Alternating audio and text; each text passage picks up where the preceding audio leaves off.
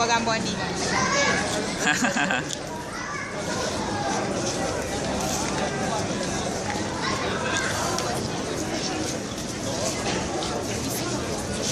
Tahu tak?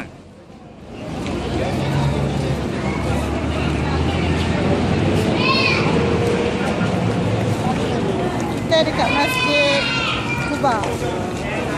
Masjid Kuba Dekat Tong Wanita tadi penuh. Tapi alhamdulillah dapatlah ruang untuk solat. Tapi dia pintu masuk memang berhimpit betul lah solat. Sekarang sampai masih Jumaah Andalusia sampai tadi taklah kosong tapi ada ruang untuk solat. Kami dah siap solat tadi baru nampak jemaah lain berkusuk-kusuk.